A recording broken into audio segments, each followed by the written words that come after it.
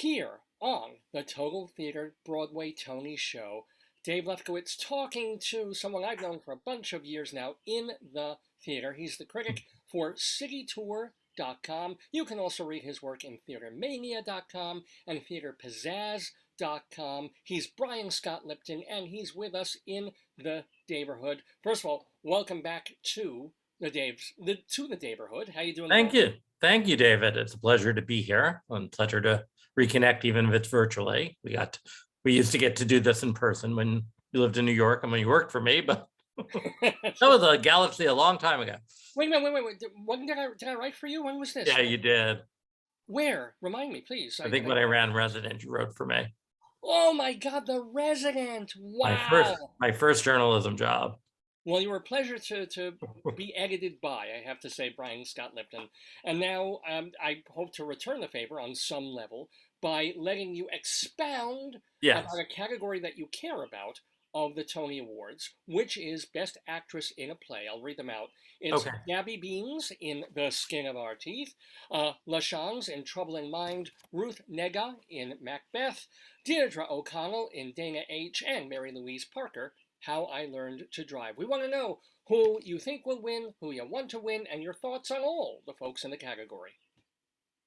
Thank you, Dave. So first of all, I want to say that, I'm very pleased as a critic and actually also as a Tony voter, that this is a category of 5 really worthy women. They all belong here. That said, I don't know that this category would have ended up exactly the same if the producers of Skeleton Crew and Clyde's respectively had asked to elevate their leading ladies, Felicia Rashad and Uzo Aduba, both of whom are now nominated in the featured actress category. But I think early on we thought that they would both be put up in this category, and that might have made this a slightly different race. One thing I will also say about this race, and it would have been doubly or depending on who got replaced, truly true if those ladies had been there, and it goes to that category, is that I think it's so marvelous that we have 3 women of color in this category. Ruth and LaChanze and Gabby. And especially in Ruth's case and in Gabby's case, not for characters that are written for people of color. And I think that's one of the greatest things that has been about the Broadway season that came back. Not only did we have an enormous diversity, and we did plays like Alice Childress's Trouble in Mind, which deserved to be seen and could have had no better interpreter than LaChanze. Wow. Nobody could have done that better. But even better, traditionally white plays like Skin of Our Teeth or Macbeth with women of color in the leading roles. So that has meant a lot to you, this idea that... Yes, it was something that got talked a lot about during the pandemic, and that Broadway had to do better in incorporating, especially people of color into Broadway. Whether or not people of color came in more, frequency, as audiences, that's hard to say. But the fact that they were up there on the stages for all of us to see in so many productions, and men of color, of course, in A Strange Loop and Thoughts of a Colored Man and MJ and so many other productions. Now, let me ask you though, I do want to know, so it sounds like LaChanze might be the person you would vote for, or maybe not.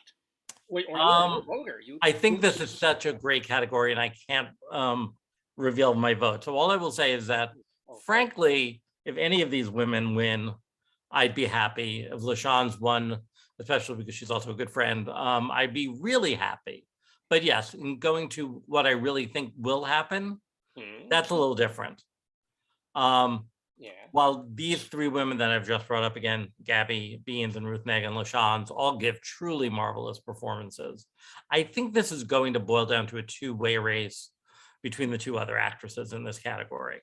One, of course, is Deidre O'Connell, whose remarkable work in Dana H. many of us were blessed to see first off Broadway when the show was done at the Vineyard, and for which she won a small bucket load worth of awards. For those of you who don't know, it's a true story about the mother of the playwright, Lucas Knopf, and she is lip syncing to Dana, Lucas's mother's actual voice. And what is so remarkable is that it doesn't in any way seem lip synced. It seems completely lived in. And of course, she's basically in a chair, and yet everything she does, from her body to her mouth to her face, is so expressive that you really believe you're seeing this woman in front of you.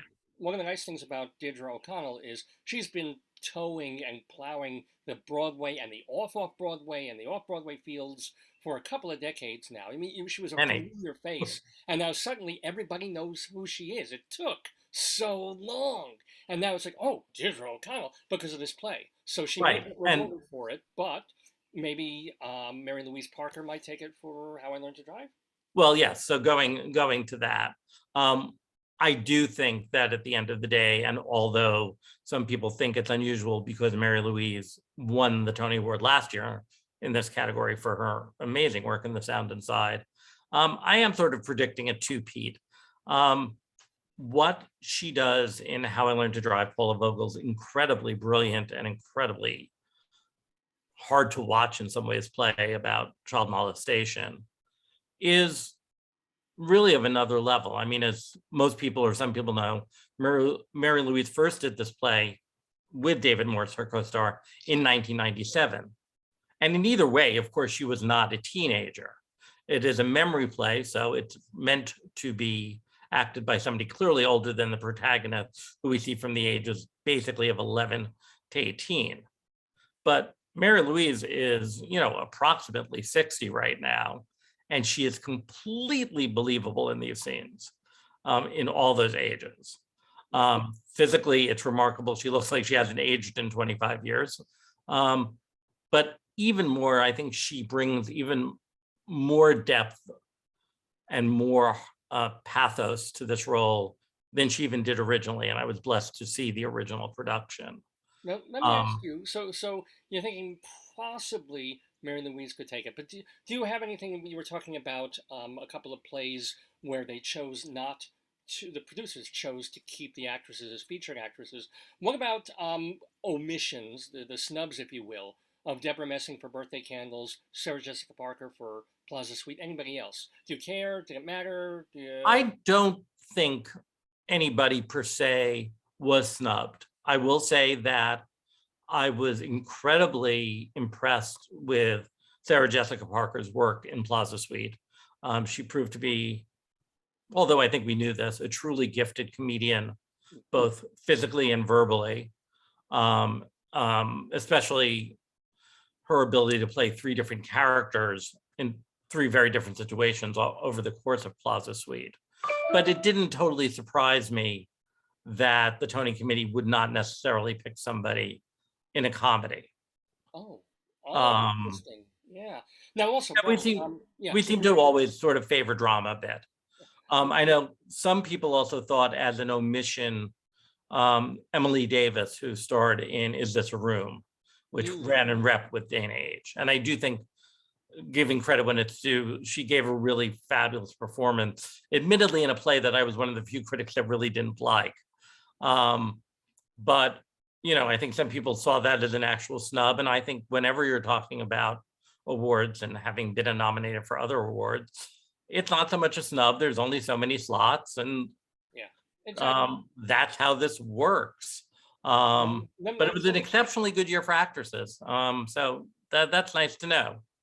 Now, speaking of exceptionally good, we have just another moment or two with Brian Scott Lipton here. I do want to ask, of all the shows that you have seen this year, on or off, or even off Broadway, what was your fave?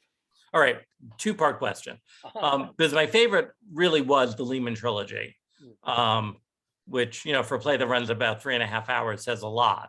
But that said, this amazing historical drama about the Lehman brothers, 3 actors playing multiple characters over 200 years. It's not the first time I saw it. I was blessed again to have seen it during its run at the Park Avenue Armory. So in that sense, it was still my favorite production, but I was not seeing it completely fresh. There was one new actor. Otherwise, I would say actually the Broadway revival again, and I'm doing Best Actress in Play. There was no actress in that play, and there's no actress in this one, but the revival of Take Me Out, Richard Greenberg's play about baseball and the coming out of a baseball player. It was just really beautifully done, and I had seen the original many times. And bravo to this cast and to Scott Ellis for directing this really wonderful production. And I'm sorry not having a longer life, but it, limited runs. It's limited runs and it stars. And one of the stars did tell me recently he didn't think he could do it for another week. So wow, okay. It's got to be very taxing. Well, it is not at all taxing to be talking to my former editor, Brian Scott Lipton. Please do read him. He is the main theater critic for citytour.com, and it's City, CITI. TOR, citytour.com. Plus, he also still writes for theatermania.com and theaterpizzazz.com, so lots of places for you to read the writing of our friend, Brian Scott Lipton. Brian, thank you so much for being with us. And thank you for having me, and I wish everyone a wonderful Tony night, June 12th. Don't miss it. Bye-bye. Bye.